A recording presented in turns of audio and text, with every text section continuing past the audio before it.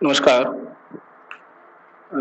आज के क्लास में हम लोग महात्मा गांधी के धर्म के विचार को और आगे बढ़ाएंगे। तो क्लास इससे पहले हुआ है धर्म के विचार पे। अ, हम लोग यह देखेंगे कि विभिन्न धर्मों के प्रति महात्मा गांधी के क्या विचार थे। तो विभिन्न धर्मों के प्रति जहाँ तक बात है, यह बहुत ही महत्वपूर्ण बात है और ये इसलिए चर्चा का यह विषय होता है कि विभिन्न धर्मों के प्रति इनका क्या भाव था। वहाँ केवल यह जानने का प्रयास किया जाता है कि क्या महात्मा गांधी दूसरे धर्मों के प्रति आदर का भाव रखते थे या नहीं, यानी कि ये सहिष्णु थे या नहीं। तो महात्मा गांधी का स्पष्ट मत है, चूंकि हमने पहले ही कह रखा है कि धर्म का जो इंटरनल स्वरूप है, महात्मा गांधी उसे मानते हैं, कहते हैं कि सब उसमें एक ही जैसे हैं, सारे धर्मों में अच्छाई है। फिर वो विभिन्न धर्मों के प्रति उनका क्या दृष्टिकोण होगा, यह हम ऐसे ही समझ सकते हैं कि आदर का भाव होगा, सहिष्णुता का भाव होगा।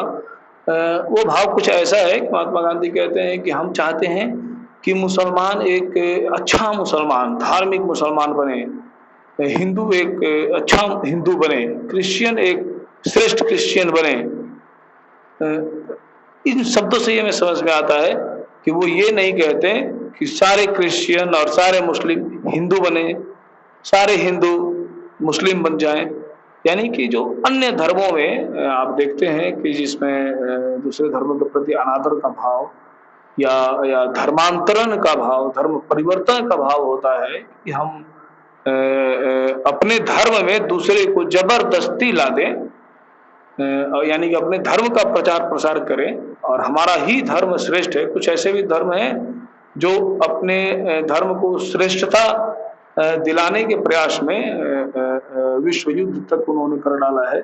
उपनिवेश और साम्राज्यवाद, और यहाँ तक कि जहाँ तक भारत की बात है, तो ईस्ट इंडिया कंपनी जब भारत में आई थी तो वो यही कहती थी कि बिजनेस के ख्याल से तो हम आए हैं, लेकिन अपने यहाँ जाकर वो ये कहती थी कि हम वहाँ बिजनेस कर रहे हैं, लेकिन वो लोग असभ्य हैं, हम उन्हें सभ्य बना रहे हैं। यानी कि हमारा धर्म, हमारी जाति श्रेष्ठ है और मैं उन्हें श्रेष्ठ बनाने का प्रयास कर रहा हूँ। और इस दिशा में अपने धर्म को श्रेष्ठ मानने के कारण ये रहा कि बहुत दिनों तक इंग्लैंड की संसद जो है वो उन लोगों को अनुदान देते रही, उनकी गलत बातों को मानते रही कि हाँ ये श्रेष्ठ बना रहे हैं, क्योंकि सारे लोग मानते थे कि हमारा धर्म श्रेष्ठ है और हिंदुस्तान में हिंदुओं का धर्म हमसे श्रेष्ठ नहीं है, तो हम उन्हें श्रेष्ठ बना रहे हैं। ये भाव कहीं ना कहीं अवश्य था।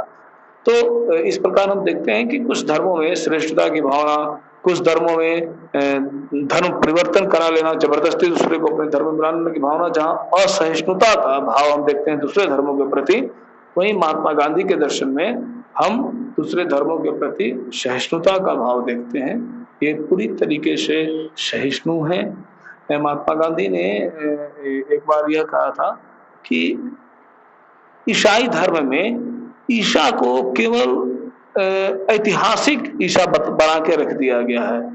इस बात का अर्थ यह था कि जितने ईसाई हैं उनसे महात्मा गांधी की अपेक्षा थी कि आप उनके उस साहस और आत्म बलिदान को याद कीजिए और वैसा बनने का प्रयास कीजिए जैसा आप उनको पिक्चर में दिखाते हैं कि वो सूली पे टांगे गए हैं और आराम से वो सूली पे चढ़ना पसंद, सूली पे चढ़े बिना किसी प्रेम भाव से चढ़े सूली पे, और अपने आत्म को, आत्म बलिदान के भाव को उन्होंने दिखाया, प्रेम भाव को दिखाया। तो वो जो आप कहते हैं वो कीजिए। ईसा को केवल एक ऐतिहासिक पुरुष के रूप में दिखा के और आप अपने धर्म को श्रेष्ठ साबित जो करने का प्रयास करते हैं वो सही नहीं है। आप ईसा की तरह बनिए। आप अपने स्वार्थ से ऊपर उठकर परार्थ की भावना से, प्रेम की भावना से, ये सारा विश्व हमारा है और हमारी तरह है, ये विश्व बंधुत्व की भावना से आप आत्म बलिदान कीजिए। अपना करना पड़े तो आत्म बलिदान भी कर दीजिए विश्व के कल्याण के लिए। तो इस सोच के अनुसार चलने की बात ईसाई धर्म में की गई है। महात्मा गांधी ऐसा दिखाना चाहते हैं। वो ये कहते हैं कि ईसा हमें बहुत प्रिय है, सारा धर्म हमें प्रिय है, और उन्होंने दिखाने का केवल प्रयास किया कि ईसा को केवल एक ऐतिहासिक पुरुष के रूप में न दिखाकर ईसाई मत के जितने अनुयायी हैं या उस मत को मानने वाले हैं, उन्हें ईसा के उस भाव या उस ज्ञान जिसमें विश्व बंधुत्व, प्रेम, आत्म बलिदान का भाव है, उस भाव को आत्मसात करके और वैसा ही जीवन जीना चाहिए। तो हम लोग यह देख सकते हैं कि दूसरे धर्मों के प्रति जो इनका दृष्टिकोण था, वो सहिष्णुता का था, आदर का था। वो ये कहते हैं कि हम लोग इसी भाव के नहीं रहने के कारण, जैसे भारत में हिंदू मुसलमान के दंगे होते थे, तो वो कहते थे कि हम लोग केवल बाह्य पक्ष पे ध्यान देने के कारण और एक दूसरे धर्मों के प्रति सहिष्णुता का भाव नहीं रखने के कारण यहाँ भारत में मुस्लिम और हिंदू के दंगे हो रहे हैं, जो कि अनुचित हैं। क्योंकि एक तरफ केवल यही भाव है कि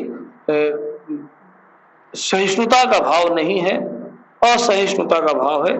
इस वजह से ये दंगे भड़कते हैं और ये धार्मिक दंगे होते हैं, धर्म के आधार पे ये दंगे किए जाते हैं और कराए जाते हैं। उसका बस आधार आपका अज्ञान है। आप धर्म के बाह्य पक्ष को ही महत्वपूर्ण मान रहे हैं और उस पे एक दूसरे से लड़ रहे हैं। ऐसे आप देखेंगे तो धार्मिक पक्ष सबका एक है। तो इस सेंस में महात्मा गांधी का दर्शन है। अब हिंदू धर्म के प्रति जब बात होती है कि हिंदू धर्म के प्रति उनके क्या भाव थे, तो यह एक महत्वपूर्ण बात है कि जब वो ये कहते हैं कि मैं विश्व में जितनी पुस्तकें हैं उसमें से भगवत गीता और तुलसी रामायण से जितना प्रभावित हुआ हूँ, उतना मैं किसी पुस्तक से नहीं हुआ हूँ। तो ऐसा आरोप लगाया जाता है कि हिंदू धर्म के प्रति इनका झुकाव ज्यादा था, लेकिन ऐसा नहीं है। यह ठीक है कि वो हिंदू धर्म के परिवार में उनका जन्म हुआ था, वो हिंदू थे। वो तो ऐसा नहीं कहते कि हिंदू धर्म खराब है, कि हम हिंदू नहीं थे। वो कहते हैं कि सब धर्म बेहतर है। ये तो एक रास्ते हैं उस परम सत्ता को जानने और पहुंचने के लिए, उस सत्य के पास जाने के लिए। तो सारे रास्ते सही हैं। तो मैं हिंदू हूँ, मेरा लालन पालन हिंदू परिवार में हुआ है, तो मुझमें हिंदू का संस्कार होगा ही। और इसी वजह से मैं भगवत गीता और तुलसी रामायण चूंकि बचपन से पढ़ता गया और वो परिवार की परंपरा ऐसी रही थी, संस्कार ऐसे रहे थे कि उनका अध्ययन करना पड़ा और चीजें प्रभावित की। तो वो कहते हैं कि ये चीजें इसलिए हमें विश्व की सबसे अच्छी पुस्तकें ये दोनों लगती हैं। तो वो उनका पारिवारिक संस्कार था कहने के पीछे। लेकिन आलोचक ये कहते हैं कि ये उदाहरण ही बताता है कि हिंदू धर्म के प्रति इनका झुकाव ज्यादा था, जबकि ऐसा हो नहीं सकता। जो व्यक्ति धर्म की सर्जरी करके दिखा देता हो कि धर्म का अर्थ ही ऐसा है कि कोई अच्छा और कोई बुरा हो ही नहीं सकता, तो फिर उसमें अच्छाई की क्या बात है। हाँ ठीक है, मैं हिंदू हूं तो मैं हिंदू धर्म को मानता हूँ, तो बुराई क्या है? हिंदू धर्म में जो अच्छाइयाँ हैं वो मैं स्वीकार। हाँ, ये बहुत महत्वपूर्ण बात है कि हिंदू धर्म की भी उन्होंने आलोचना की है। हिंदू धर्म में जो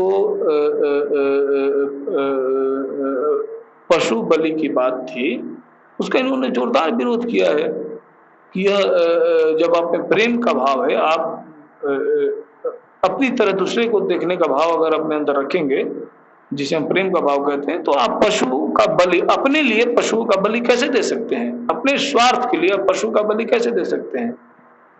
उन्होंने वेद में होने के बावजूद पशु बलि का इन्होंने विरोध किया था। इन्होंने कहा था कि नहीं, यह प्रकृति के प्रति जो न्याय का सिद्धांत है उससे संगत नहीं रहता है, इसलिए पशु बलि गलत है। और जो मूलभूत सिद्धांत है इनके दर्शन का, प्रेम का, वो भी पशु बलि पे प्रतिबंध लगाने की बात करता है।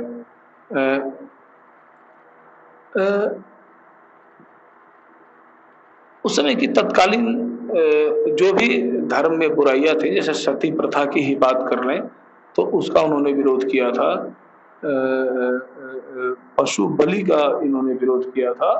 तो ऐसा नहीं था कि हिंदू धर्म के ये अंधभक्त समर्थक थे, हिंदू थे, लेकिन हिंदू धर्म की भी इन्होंने आलोचना की है। बहुत ही महत्वपूर्ण बात है इनके धर्म दर्शन में। अब यह प्रश्न आता है कि हिंदू धर्म का ऐसा पक्ष जो इन्हें सबसे ज्यादा प्रभावित किया हो वो क्या है? तो भगवत गीता भगवत गीता में जिस निष्काम कर्म की बात की गई है, जिस स्थित प्रज्ञ की बात की गई है, उसके ये बड़े फैन थे।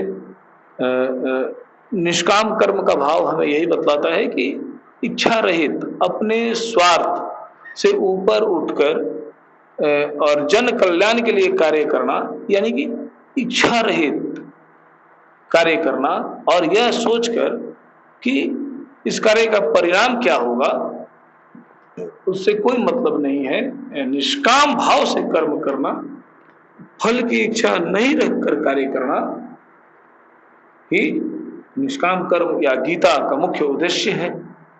तो और महात्मा गांधी के धर्म विचार को हमने पहले ही बताया था कि ये कहते हैं कि ये धर्म जो है ये अपने अंदर के ईश्वर को पहचानना ही तो धर्म है, अपने अंदर के जो सत्य है उसे पहचानना ही तो धर्म का लक्ष्य है,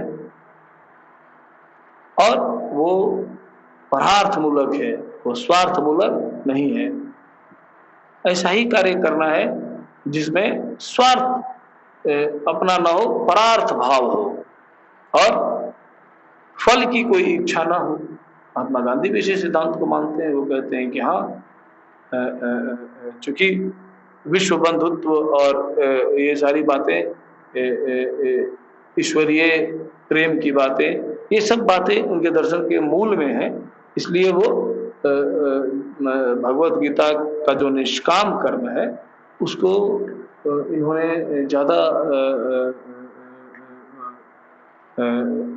प्राथमिकता दिया है। प्राथमिकता दिया है का अर्थ क्या है कि उन्होंने ये कहा है कि ये हमारे लिए आदर्श होना चाहिए, भगवत गीता का निष्काम कर्म हमारे लिए आदर्श होना चाहिए। इसमें जिससे सारे महात्मा गांधी के देखेंगे जितने भी आदर्श हैं, जितने भी सैद्धांतिक आदर्श हैं, वो सब इससे निकलते हैं। जैसे कि ट्रस्टीशिप की अवधारणा है, अहिंसा की अवधारणा है, साधन साध्य की पवित्रता की बात है, ईश्वर की बात है, सत्य की बात है, विश्व कल्याण की बात है। तो वो सारी चीजें इस भगवत गीता के निष्काम कर्म से निकलते हैं और इनके दर्शन के वो आधार रहे हैं। और महात्मा गांधी हर्ष स्वीकार किया है कि मैं निष्काम कर्म, श्रीमद् भगवत गीता के निष्काम कर्म और उसके जो अन्य सिद्धांत है उससे बहुत ज्यादा प्रभावित रहा हूँ। तो हम ऐसा कह सकते हैं कि महात्मा गांधी चूंकि जन्म से ही हिंदू थे, इसलिए ये हिंदू धर्म को मानते हैं और उसके सारे सिद्धांतों को, जो भी अच्छे कॉन्सेप्ट है उसका वो स्वागत करते हैं, उसका पालन करते हैं और सहिष्णुता के भाव के साथ। अब एक विचार आता है वर्णाश्रम धर्म का, कि महात्मा गांधी कहते हैं कि जब प्राचीन दर्शन में जब बात होती थी वर्णाश्रम धर्म की, तो वो एक कर्म की एक व्यवस्था बनाई गई थी कि जिसे हम लोगों ने बाद में जाति के आधार पर बदल दिया, उसका वो विरोध करते हैं। कहते हैं कि योग्यता के अनुसार कर्म करना वर्णाश्रम धर्म था, कि 4 तरह के वर्ण बने थे, ब्राह्मण, क्षत्रिय, वैश्य और शूद्र। उसमें योग्यता के अनुसार कार्य करने की बात थी, जिससे समाज का हित था। और बाद में वो परंपरा बन जाती थी, उस फैमिली के लोग अपने लोगों को सिखाते थे और वो ऐसे ही जीवन चलता था। बाद में चल के हम लोगों ने जो विकृत रूप दे दिया और जाति के रूप में बदल दिया। योग्यता नहीं रहने के बाद भी हमने, चूंकि वो ब्राह्मण कुल में जन्मा है तो ब्राह्मण कहा, क्षत्रिय कुल में जन्मा है तो क्षत्रिय कहा। तो इस वजह से ये जो विकृत हुआ है रूप, इस पे ध्यान न देकर, या वो ये समझाने का प्रयास करते हैं कि जाति व्यवस्था पे आप ध्यान न दें, उसका जो मूल स्वरूप था, जो वर्ण व्यवस्था जो बनाई गई थी, उसका जो मूल उद्देश्य था उस पे जाएं और योग्यता के अनुसार आप कार्य करें जिससे समाज को फायदा पहुंचेगा। जाति के आधार पे आप ब्राह्मण हो जाते हैं, आप क्षत्रिय हो जाते हैं, आप वैश्य शूद्र हो जाते हैं, तो ये गलत बात है। इसका उन्होंने विरोध किया था। और इस वर्णाश्रम धर्म का जो सिद्धांत था इसे महात्मा गांधी इस समाज को चलाए रखने के लिए इसे बहुत आवश्यक मानते हैं। इस पे उन्होंने बहुत बल दिया है कि इस वर्णाश्रम धर्म को चलाने की आवश्यकता है, उसे समझने की आवश्यकता है। हाँ, उसके विकृत रूप को जानने की, जिसे हम जातीय सिद्धांत कहते हैं, उसे जानने की आवश्यकता नहीं है। आप यह जानिए कि उसका विकृत रूप आज किस रूप में है और उसका जो मूल स्वरूप था उसका आप पालन कीजिए, उससे सामाजिक संगठन को चलाने में अत्यधिक मदद मिलेगी।